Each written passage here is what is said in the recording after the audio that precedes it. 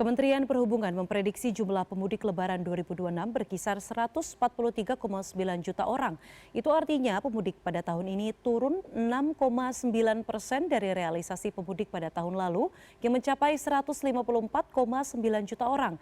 Padahal secara historis, angka pemudik dari tahun ke tahun selalu naik, kecuali saat pandemi COVID-19 2020 dan 2021. Lalu apa penyebabnya? Kita akan ulas dari kacamata redaksi kami bersama Wakil Pemimpin Redaksi CNN Indonesia, Revolusi Riza. Selamat malam, Mas Revo. Selamat malam, Diana. Mas Revo, ini tahun 2024 ada 162 juta orang. Kemudian di 2025 ini turun lagi jadi 154,6 juta orang pemudik.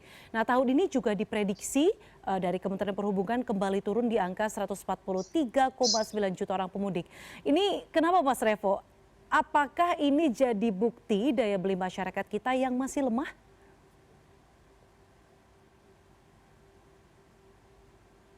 Iya, Diana, kalau kita melihat secara statistik gitu ya, statistik dari 2 tahun terakhir gitu, ada kecenderungan penurunan jumlah pemudik di Indonesia gitu ya.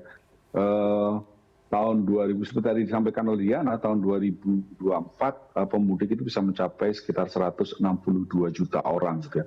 Kemudian di tahun 2025 sekitar 149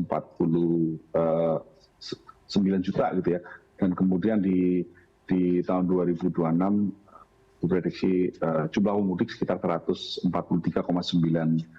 juta gitu ya. Angkanya turun gitu ya, dan kalau kita lihat memang ini bisa menjadi salah satu alarm gitu ya, tanda atau warning gitu, early warning lah bagi negara Indonesia bahwa situasi turunnya jumlah pemudik ini karena memang pertumbuhan atau situasi ekonomi gitu yang kita tidak dalam kondisi yang lebih leluasa gitu ya.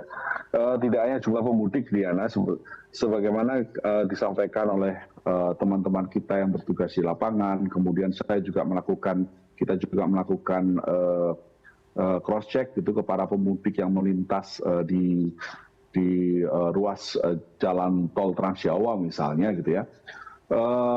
Angka sponsor misalnya yang ada di tempat rest area peristirahatan jalan tol gitu, memang ada beberapa posko-posko yang dibangun oleh perusahaan-perusahaan baik itu BUMN maupun swasta gitu, tapi jumlahnya tidak sebanyak tahun-tahun sebelumnya.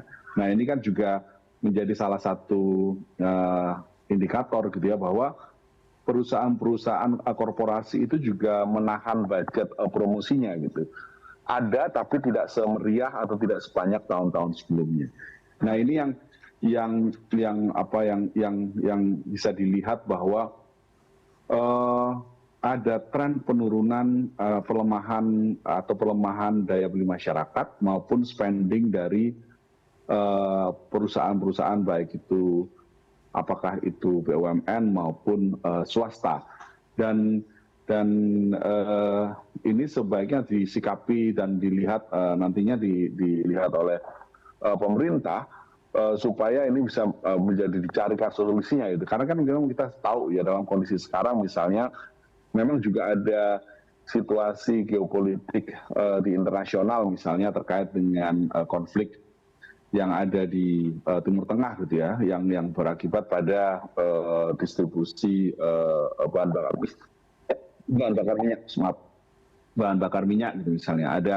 Ada kekhawatiran masyarakat terkait dengan stok BBM, walaupun kemudian pemerintah maupun Pertamina sudah menyampaikan bahwa stok BBM kita relatif aman gitu ya, Diana. Tapi itu mungkin juga menjadi salah satu kekhawatiran di masyarakat. Kemudian juga memang ada pergeseran gaya hidup, misalnya kalau dulu silaturahmi itu harus dilakukan secara fisik, tapi sekarang sudah ada kemajuan teknologi informasi gitu ya, sehingga silaturahmi mungkin bisa dilakukan secara daring gitu, apakah melalui jaringan virtual maupun juga pengiriman kartu ucapan secara virtual gitu ya, bisa jadi seperti itu. Tapi ini tentu saja juga juga hal yang tadi gitu ya, turunnya pemudik ini juga harus diantisipasi karena memang situasinya bisa menjadi early warning kita lah paling tidak gitu ya terkait dengan turunnya daya beli masyarakat. Karena sebenarnya kan yang terjadi pada tahun-tahun sebelumnya, Diana, mudik ini kan adalah pergerakan massal orang gitu ya dari kota-kota besar menuju kampung halaman. Dan biasanya dengan pergerakan yang sedemikian besar ini juga berarti ada pergerakan uang gitu dari kota-kota besar ke daerah, dan para pemudik tentu membawa uang, membelanjakan uangnya, dan itu mendorong pertumbuhan ekonomi. Sebenarnya kan diharapkan seperti itu, tapi dengan kondisi yang saat ini sudah ada kecenderungan penurunan daya beli, spending masyarakat turun. Nah, kita juga menantikan sebenarnya nanti ketika musim mudik ini selesai, tentu sudah ada riset atau laporan dari lembaga-lembaga ekonomi seberapa besar sebenarnya penurunannya, tidak hanya dalam jumlah orang yang bergerak, tapi seberapa besar uang yang dibelanjakan, tentu nanti akan ada laporannya. Dan jika kemudian laporannya itu sudah ada, sudah lebih komprehensif untuk ditampilkan, ini juga bisa menjadi salah satu pijakan gitu ya, pijakan bagi yang kita harapkan, pijakan bagi pemerintah terutama di bidang-bidang ekonomi, Kementerian Perekonomian gitu ya, dan jajarannya untuk melihat gitu ya, dan mencari solusi yang lebih baik untuk bagaimana meningkatkan ekonomi nasional, Diana. Menarik nih Mas Revo, karena tadi Mas Revo selain dari faktor ekonomi juga menyebutkan ada beberapa faktor teknologi dan juga sosial begitu ya. Saya mau ke yang faktor non ekonominya terlebih dulu Mas Revo. Sebenarnya kan mudik ini memang jadi ritual sosial begitu ya Mas ya. Apakah memang menurut Anda ada pergeseran keharusan mudik di kalangan anak-anak muda, misalnya milenials yang sekarang sudah menjadi orang tua begitu, karena tidak ada lagi ikatan primordial kepada kampung halaman begitu Mas?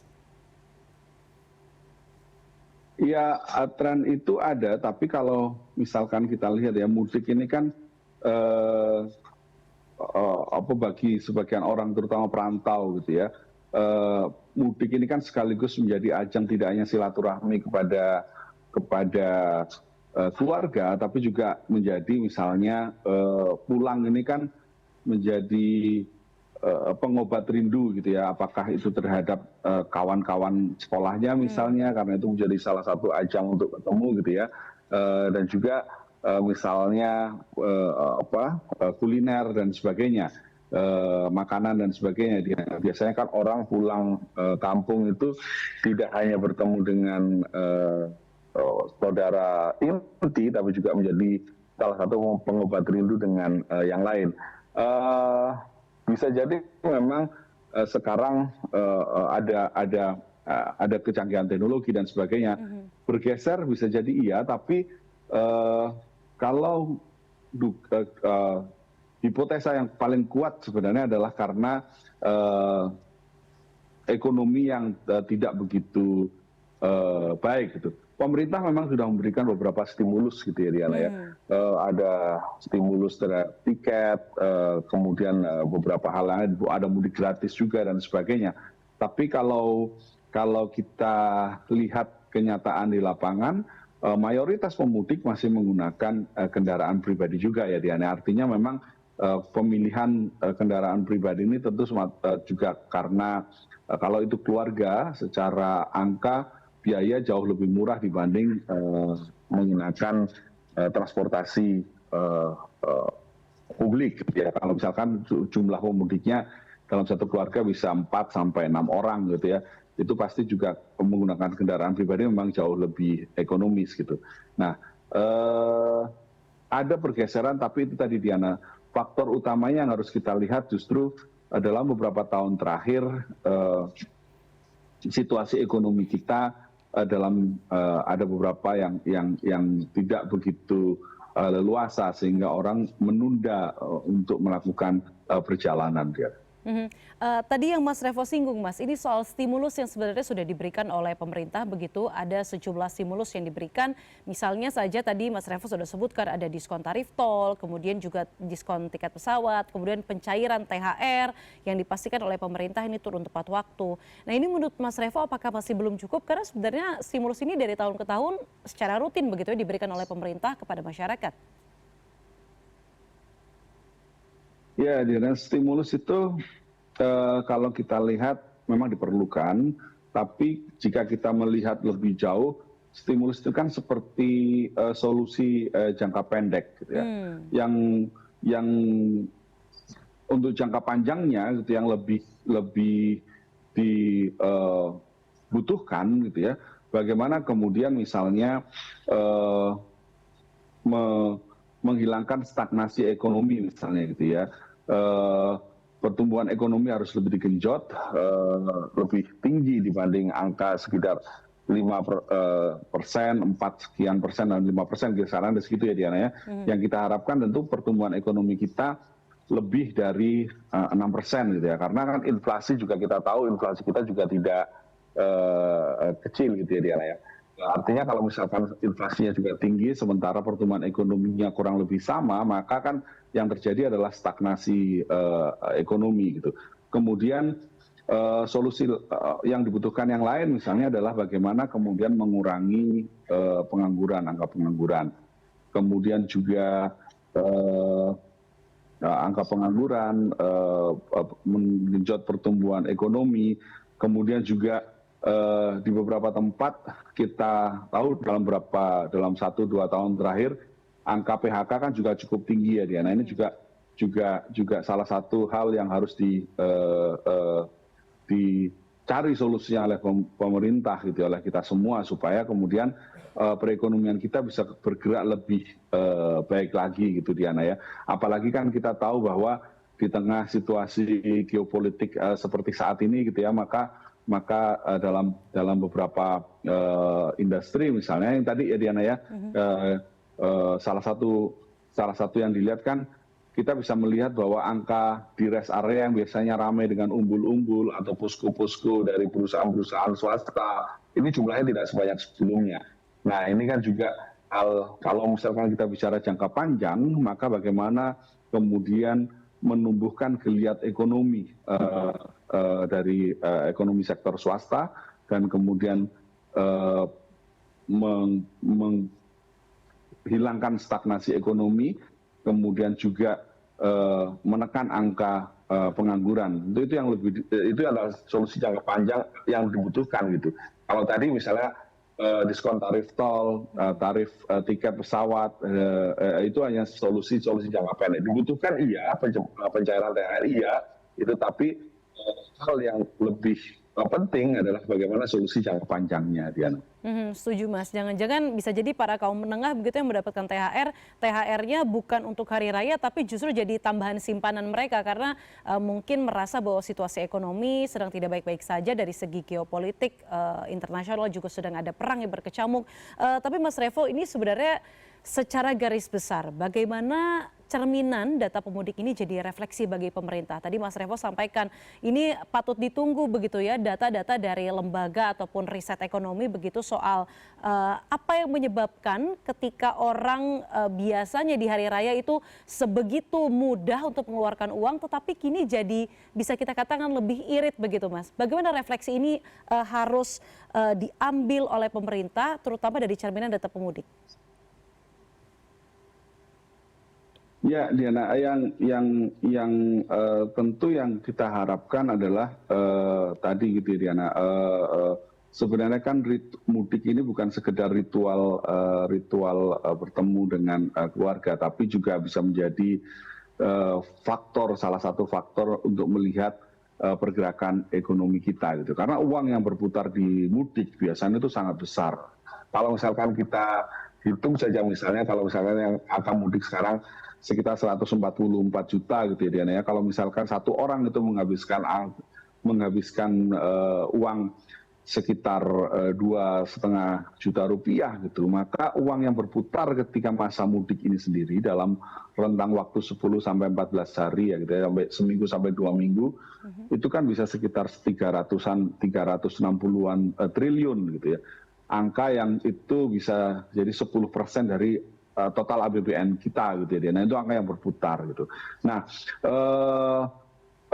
tentunya kalau misalkan kita lihat bahwa dalam situasi sekarang orang menahan pengeluaran, mendapatkan THR, tapi kemudian juga karena khawatir dengan kondisi-kondisi di depan sehingga untuk lebih baik disimpan just in case gitu ya kalau misalkan terjadi sesuatu. Atau misalnya orang juga menyimpan uangnya karena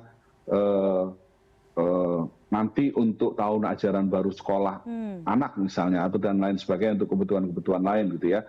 Maka ini yang perlu dilihat, yang perlu diperhatikan lebih jauh, bahwa mudik ini bisa menjadi salah satu faktor pengambilan kebijakan untuk ekonomi ke depan gitu ya, perbaikan ekonomi ke depan. Karena ya itu ya, walaupun tadi uang yang berputar juga banyak, tapi kan juga energi, effort yang dikeluarkan juga besar ya Diana, tidak hanya oleh para pemudik, tapi juga dari sisi pemerintah misalnya mengeluarkan petugas yang satgas mudik yang juga besar, membangun posko-posko mudik, subsidi dalam bentuk mudik gratis dan sebagainya, itu juga pengeluaran yang cukup besar juga dari pemerintah gitu ya. Nah, yang kita harapkan tentunya adalah semua setelah masa mudik ini selesai, itu menjadi salah satu kajian untuk melihat bagaimana sebenarnya kondisi real ekonomi kita. Dari situlah kemudian dicari dari situasi-situasi yang ada menjadi salah satu kebijakan untuk pengambilan kebijakan ekonomi ke depan, sehingga yang tentu kita harapkan kita semua ada perbaikan dari ekonomi ya Diana ya. Bagaimana kemudian misalnya menciptakan lapangan pekerjaan baru, kemudian bagaimana meningkatkan pertumbuhan ekonomi dan hal-hal lain lah ya yang dibutuhkan oleh masyarakat kita. Itu yang sebenarnya yang kita harapkan saat ini Diana. Baik, yang terima semoga kasih. ini ya mudik ini bisa menjadi salah satu pijakan ekonomi kita. Betul. Terima kasih Mas Revo sudah berbagi perspektif dan juga pandangan Anda mengenai mudik yang datanya dari tahun ke tahun ini kian turun. Kita nantikan nanti tentu Mas Revo data validnya kira-kira berapa, kemudian faktor penyebabnya, kenapa kira-kira dari tahun ke tahun turun dalam kurun waktu 3 tahun terakhir. Terima kasih Wakil Pemimpin Redaksi CNN Indonesia Revolusi Riza telah berbagi perspektif Anda di CNN Indonesia Prime News. Selamat malam Mas Revo.